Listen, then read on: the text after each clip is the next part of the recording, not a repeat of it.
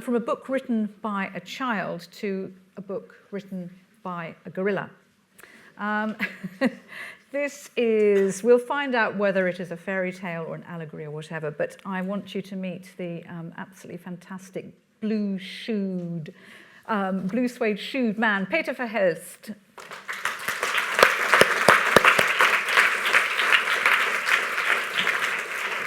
Just trying to find your book here. This is the book. It is published by Peirini Press, and we're delighted again to have Peirini Press as part of our mix. It's called The Man I Became, and that title is so perfect, isn't it, Peter, for this book? Because yes, it's a great. Well, I didn't. What was the title in Dutch? Well, yes, History of a Mountain. History of a Mountain. Yeah. I must say, I much prefer the English title. Thank you. Yeah. Okay. Have a good translator. You do have a great translator. It's the great David Colmer. Yeah, he's great. He is. I mean, that's the other thing about Dutch literature too. They have some wonderful translators. Absolutely. But so this came out a couple of years ago in Flanders, did it? A couple of years ago, and it's yes, that's right. It's a recent.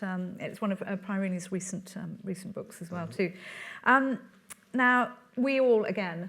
I can speak for Janet and Danny and Chris. We just love this book. It was really just no question, no arguments. It was all very, very easy. It was great.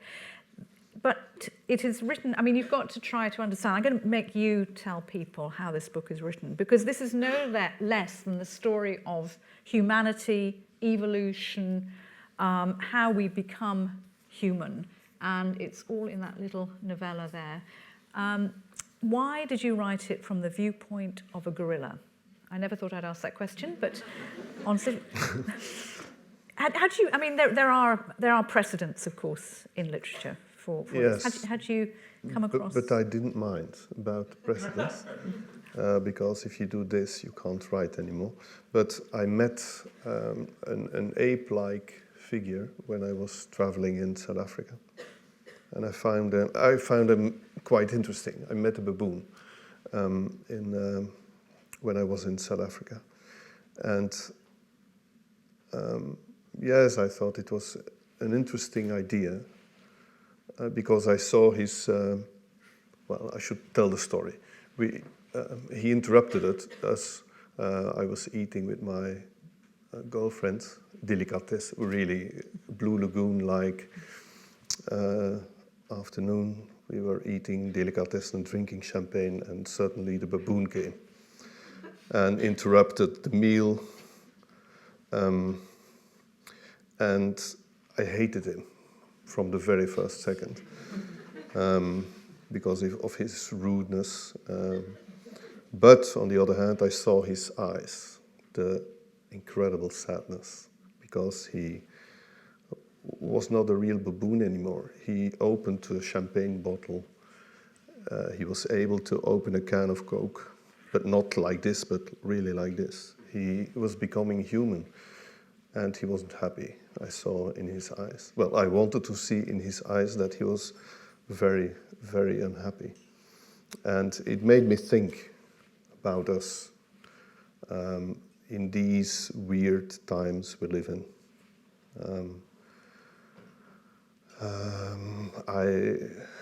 I met a lot of refugees too. This whole thing of the maybe the monsters we have become, the weird, sophisticated, decadent Europeans we have become. When you go out of Europe, you're amazed because you think, of course, when you're living in Europe, that you, or the conscience of the world, that we have the old stories that should tell the world how to live in a civilized way. All those things were playing in my mind when I wrote this. And I thought, well, people like it when people like animals in a very weird way. They are crying when an animal dies, but they are not crying when a human is killed. So let's take an animal. Let's take a gorilla because it looks like a human. And let's take him from Africa to some place and try to make a human. And then what will happen? Because it's the old story of fairy tales is that you can tell a lot more, you can be a lot more cruel, and people like it. And it's weird. And so that's why I took that fairy tale-like idea of let's take an animal and turn him into a human being. Then of course immediately you have this problem. What's it to be human? I don't know, honestly. Is it? Had you thought about that as profoundly as it comes over in the novel? I mean, had you thought about that before? Yeah, I asked my girlfriend, of course. And she told you, I'm sure. She had a good answer, I'm sure. Yes. No, but what is it to be human? Is it to? Was it something that worried you, or was it? Well, worries me, of course. It's not that I had doubts whether I was human or not, but the idea, when do you become human? Because it's more than a word, of course, human.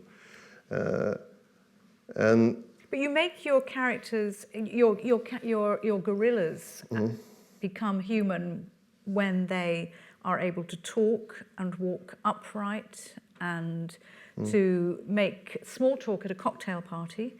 Yeah. That is one of the main scenes in the book. I can't. So you're not human. No. But when they can use a mobile phone and make calls out and receive calls, this is a very important. Yeah, it's an important thing because at the second you get an iPhone, you get or any phone. Oh, or any phone. Sorry, you get some. Yeah, you get a memory, of course. Yeah. That's how you collect memories. By taking pictures, etc., by getting calls. But on the other hand, I don't know whether the gorilla in the book is an innocent person. I'm not sure, honestly. Are you human because you can kill? Maybe.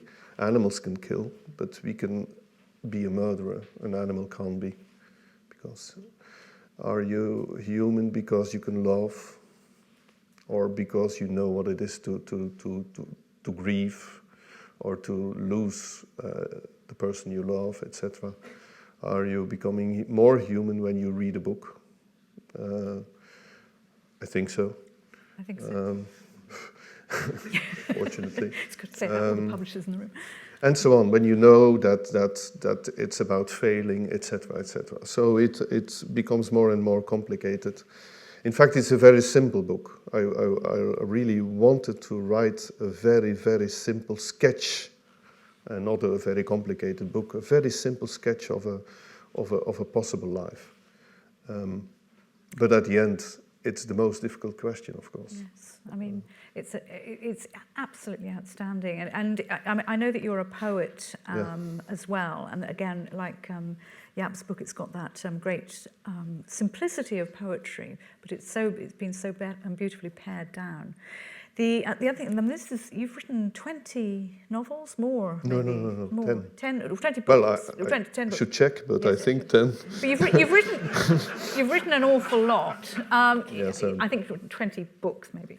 And this is your first, though, to be translated into... It's a second. I had a book. It was called Tomcat. It's about terrorism, but it came out... That was one of your very first novels, wasn't it? It was a long time ago, wasn't it? Yes, it's 2000, I think, fourth or I don't know.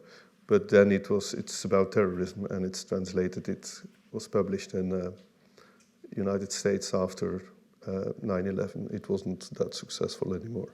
It's not successful. You take really complicated, difficult subjects, though. Yeah, I love complicated and irritating books, yes. You write them extremely well, just a judge. No, I think we need irritating books. Yeah. And I'm not that much interested in well-written books, but I love irritating books, honestly. Would you be kind of to irritate us a bit with with a bit of a Yes. reading? Okay. It's fantastic, and Okay, thank you. So you got your own, yes. Thank you. So Peter Verhelst is going to read from The Man I Became. I read the last pages, so you don't have to. Okay, sorry, my publisher is. Shit. Okay.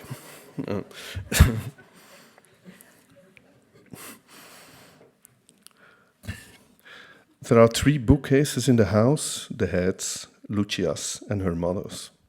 In the evening, I sit in front of the fire and leaf through books from Lucia's bookcase. In one of them, I find a sheet of paper with handwriting on it. I like to read those words out loud, as if she herself is whispering in my ear. The mud of the city streets suddenly seem to turn red or black, like a mirror when a lamp is being carried around in the next room, like a treasure in the forest. Rimbaud. It took a while for me to read those lines because I kept being drawn to that one phrase, reading like a treasure in a forest and seeing myself back in the forests of my youth, baobabs, tall grass. After that, I thought about the stowaways in search of their treasure. Only after a while did I realize that the passage wasn't about me and not about Lucia, but about our world, a yearning everyone shares. And later still I realized that the treasure was the beating heart of the words, not me, not the forest, but the treasure, which might not even exist or might only be a reflection and a sorrow that causes. Finally, I understood that the treasure does exist and has touched me, so that I will never stop seeking it, longing. I will never stop wanting to be touched again by longing. In another book, I found another handwritten note, fail, fail, and fail again, fail better. The inconsolable consolation. It's not up to me to understand myself or the words, and yet there are words that understand me. On balmy evenings, I sit on a bench in the garden, which fills the whole valley, pick up a glass of red wine, and look through the wine at the sun. It's funny that there are still railway lines running out of the mountain. There haven't been any trains here for years. The sound of the city is almost completely blocked out, murmuring, just loud enough to make me drowsy. I put my glass back on the table, next to the bottle and the second empty glass. I close my eyes. I know that it won't be long before a car stops, before a door opens and closes, quick footsteps on the deck. I will smile, because a warm hand will come to rest on my back, on the back of my neck, a kiss on my temple. Without turning, I will take the bottle from the table and hear the 2 glasses clink against each other as Lucia picks them up in one hand. We'll walk to the mountain.